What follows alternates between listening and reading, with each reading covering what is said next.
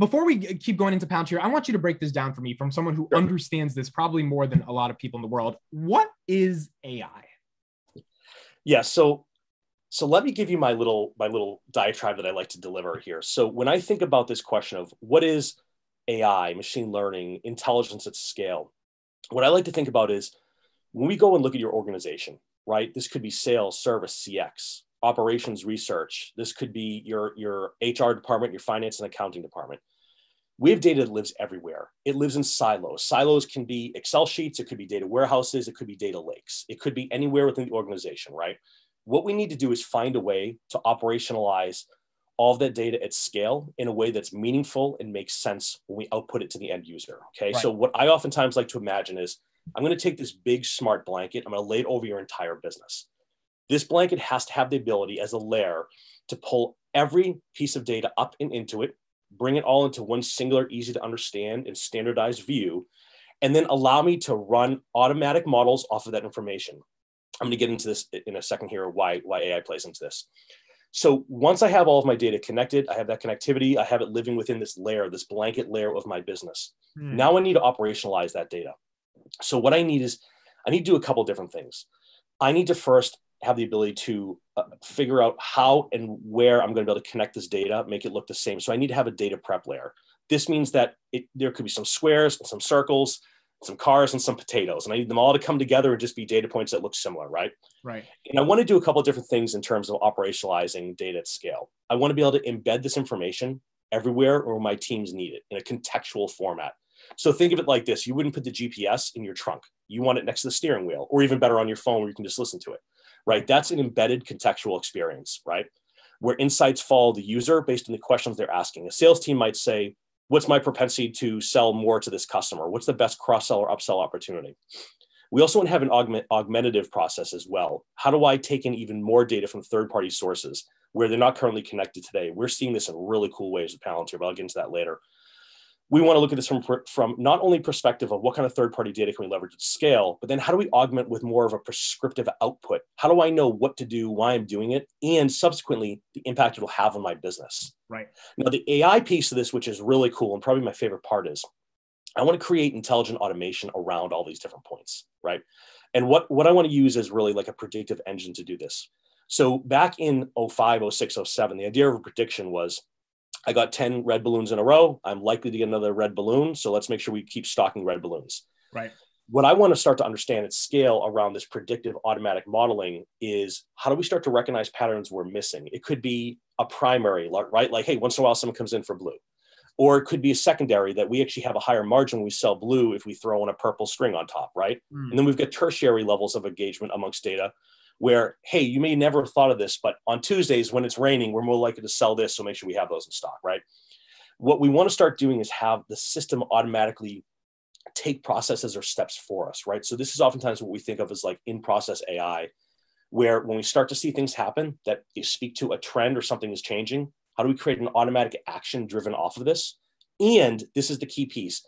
And as more data comes in on a regular and consistent basis, the model will self-learn, right, like a flywheel, right? More and more data keeps coming in and keeps learning faster and faster, keeps changing the outputs. And those outputs derive how we look at scoring, how we look at what comes next in the process. Customers are trending towards churning long before their renewals do. We need to do something about that right now. Maybe we create, a case for our customer success team. Or we think, hey, this customer fits the profile of someone who spends twice as much, but is using these two other products. Let's push that notification out to a sales rep. Right. Sort of the fourth pillar of this is this idea of prioritization by leveraging AI within the process. Prioritization is the piece that, in my experience, is most important to the C-suite in general. So CEOs, CROs, COOs, et cetera. Prioritization is really understanding what we're working on, the impact it's going to have, and why we need to do it right now. Which leads do we follow up on today? Which have the highest likelihood of converting? Which products sell best and have the highest margin rates, et cetera? That's really the way we think about it. So I define an intelligent experience based on AI's ability to embed information everywhere, augment with third-party data and prescriptive analytics, automating, leveraging predictions that take advantage of changes in scoring, and prioritization as a way to create velocity and agility in and around your business. That is one of the most comprehensive That's one of the most comprehensive definitions I've ever heard of AI, explained in a way that's actually simple to understand. So Sure. thank you for that. I think that makes a lot of sense. You mentioned a lot about how we need to have predictive analysis of data in order to make sense of it. Did the rise of AI happen and it become basically this buzzword in the past decade because companies were generating so much data? Or did you think inevitably, based upon how technology works, there was going to be something intelligent that was going to emerge as a result of just innovation? So I've got a great, easy conceptual way to think about this. With the absolute explosion of data, and there's no better way to say this, it is no longer conceivable that we can take and simply just merge files together and then quickly look at a visualization and say, oh, look, here's what we need to do. Right. Because we have data coming not just in so much scale, but across so many different platforms and services, we need a way to basically have a system that can automatically represent, understand, and prepare that data in a way we can create analytics off of it, right? So any good AI-based company or system is going to have two layers, right? Data prep, connectivity, and then visualization and sort of, explanation. As we've seen it go from like these on-premise servers and data warehouses, right? Like think like you got to rent a big factory, you stand up a bunch of these servers, and they store all your information on hardware. Now that anyone and their mother can start a company in the next 2 days with $200, rent space for their data, and have that data live all over the world, it's created this need to be able to pull it together really quickly and really easily. So the way I like to think about it is this. You walk into a supermarket and there's aisles, and above each aisle is like, I don't know, bread, cheese, whatever. Then there's milk and soda, then cookies and chips. You know exactly which aisle you need to go to. You go halfway down, you know where your chips are that you like. Now, the problem today is that's not the way a lot of data is organized because it looks and feels so different. What we now have is like a junkyard approach to data. I just have 10,000 cars and all their different parts in a humongous pile. Right. I don't have hours to spend sorting through and looking for an exhaust for a 1983 Buick Regal, my first car, by the way. What I need to instantly say, I need the exhaust for a 1983 Buick. And it goes, here it is. Here's the exact coordinates of it. Let's pin down, grab that right away for you. This is where the ability to have a system that can learn and understand and keep track of and work with that data, it really scales and helps you to deliver those like immediate insights. What's really particularly interesting here as well, on the same note that you're mentioning, much like Palantir and much like many companies in this space, the reason we see it start with military applications is because it's mission critical and a lot of times it's life or death. So you get not only boatloads of data, but you're getting data at scale tied to important mission critical outcomes. So there's oftentimes a lot of money to work in that space. It's not hard to raise the capital, but those use cases, it's those kinds of use cases that are really the edge of AI, that like tip of the spear. It has to be lightning fast. It has to always be correct and has to have no fail. So whether this means mirroring or whatever the case might be, that's why companies like Palantir, as they move from military to commercial, I know we'll get into this, that's where I get excited, because like that learning, that ability for that AI to recognize patterns well ahead of time with years of experience in doing it, that's where the real value comes in. But it's even more than that too, right? When we think about data, it's I get excited, and I'm lucky to work in this field because it's not just sales and service data. It's not customer revenue data, right? It's everything. It's IoT or Internet of Things data, right? It's weather data.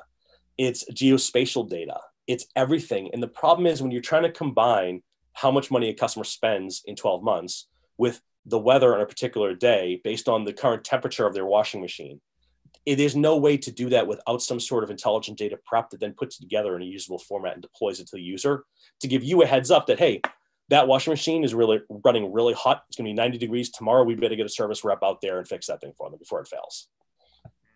Those are the kind of end use cases I want to see.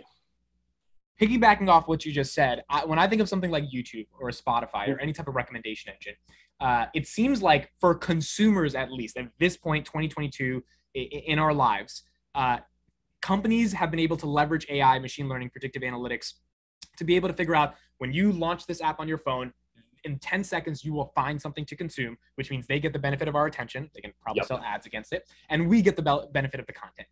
It seems like AI used to simply sell advertising, or which I don't say is a negative thing, but in general, it's a pretty minute thing, is probably not the biggest use case for data analytics, machine learning. Like, can you speak to a little bit about where you think the real use cases could be a decade from now, outside of finding a better video to watch?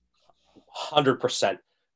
there are so many tiers of complexity based on the levels of data that we want to connect to and understand. And I think about it oftentimes in terms of, to what degree of statistical relevance do we need in the model, right? If we're trying to predict the likelihood that you and I click on an ad, it's okay if like they're at a 52% rate. Like, hey, more often than not, they're going to click on the ad. That's a pretty good win.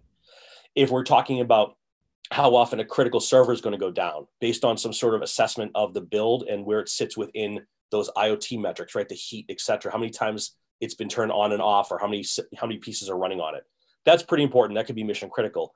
Where I get like just super pumped up about this stuff, and again, I'm really lucky because I get to live and breathe this, is when we start thinking about healthcare, medicine, biopharmaceuticals, that is where it's exciting. We're dealing with so many data points across so many things we oftentimes don't know. I mean, what's going on in the world today is a perfect example where love it, hate it, indifferent, whatever your stance is on COVID, vaccines, and everything else.